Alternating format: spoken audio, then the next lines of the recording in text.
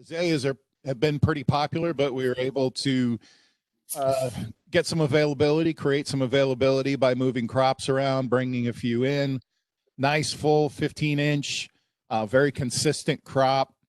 That's a late fall photo in the middle, and then obviously the bloom there. We do prefer Karens over Herberts. We do grow Herbert, and Herbert has its place, but Herbert can be a little brittle for shipping. So you can get some broken branches sometimes with that. So it's something to remember in general on azaleas. We want to be very careful with shipping, and wherever possible, really try to talk the customer into using racks. It just ships so much better on racks. We get a lot less damage, so it's just a point to consider. Yeah, you can just see there, nice full dents all the way down, and I will tell you they are loaded with flower buds, so they're going to be bursting with color. Usually right at the 1st of May, they just start popping out. It's usually timed out pretty good for Mother's Day. It's not a guarantee, but we're right on track for that. Next is Barberry Maria. Here we go. So this is upright gold color. It's in the Proven Winners program. Here we're showing you a 2-gallon. That's primarily what we grow this in. You can see there a today photo in the middle. We got excellent sizing on it. You can see it's nice, full, not too skinny in the pot.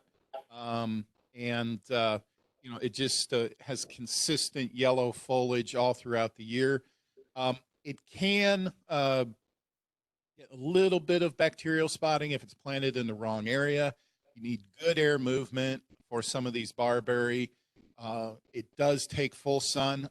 It will not do well in shade, but it is fairly tolerant, so it can tolerate different types of soils for its root system.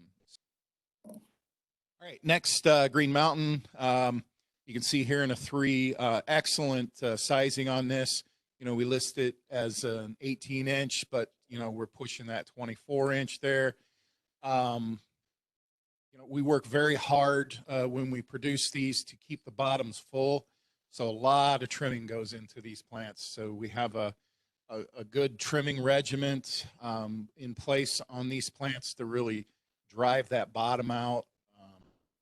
Once we establish that shape, it will tend to continue that shape through its life. So we do all the work for that here in the nursery, so the user doesn't have to worry about that too much. So next is Obtusa compacta. This here, Obtusas are a good pick for deer resistance. It gives you something that's a little more upright. It has good deer resistance. It's got that interesting foliage, unique shape to it. They do tend to prefer drier soils, more airy soils. So there's some cypresses, that like wet. That's not the case with this type of cypress. It does like the drier type soils.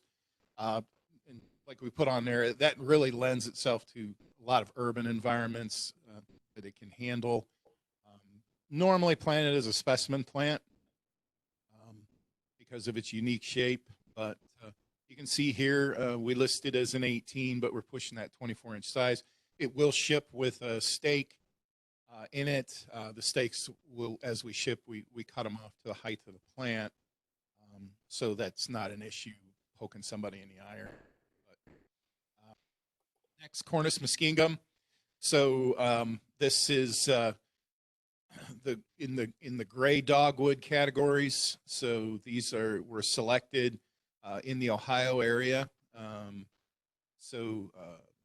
Muskingum, the Hurons, they were all selected throughout Ohio. They're native in through Ohio and other ranges. Very tough plant, very tolerant to all kinds of conditions, easy care. There's not a lot of diseases or insects that attack them. So excellent choice for that. You do get a flower and a grayish berry.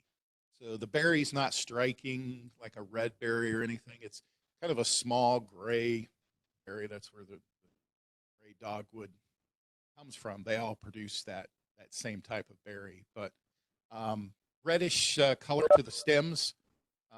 So not as red as a red twig, but it tends to have a little bit of red hue. So this here, this shows you what they're going to look like trimmed. So the crews are out there kind of shaping them up, trimming them up. You can see the crop we have is just excellent. It's full, lots of breaks towards the base. That's important to have a nice full plant breaking out. When you start shipping, especially Limelight and some of the others that are more aggressive growers, if you ship them with heavy sticks with not a lot of bottom growth, there's not going to be any foliage on that bottom. So we work really hard to make sure that we get as many breaks on the bottom as we can, keep them full. That way when the foliage comes out, it's going to be full of foliage. Remember on the flowering, you know, this is more of a summer flowering plant. We will start to see some kind of activity towards the end of June, really July on. It can happen in the containers. In the ground, it would definitely be later.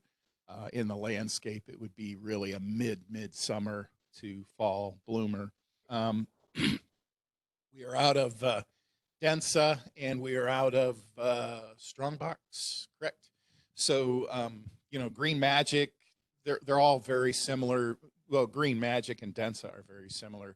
Strongbox, a little different. It's more dwarf. But you can see here, just an excellent size. This plant here is really set up, ready to go for large installations, big mass plantings, you know, really an impact when they're put in larger groups. Overall, fairly tough plant. We do have to watch for, it can get some wind burn or really it's desiccation in the winter. So we do have to watch that on this plant. You do have to water it in a container all winter long, which we do. And also when they plant these out early or whenever they plant them. But if we tend to start having dry weather, I know we don't have that now, it'll be critical, even though it's not growing, to ensure that it gets watered. So this is a plant, definitely got to watch the water getting it started. Once it's established, it's not much of an issue, but during that critical point when it's transplanted. All right, Paris. So the Paris are taking off. They're starting to show some signs of life. You can see here they're just starting to open up. This will continue. This process will continue for 5, 6, 7 weeks. It will not. This is not a Mother's Day bloomer.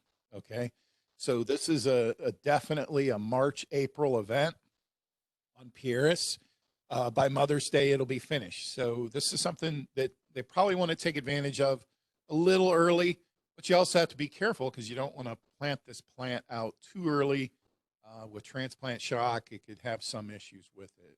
So we have Strobus pendulas available in different sizes in 60s. This is a 72, and then we also have some 84s available.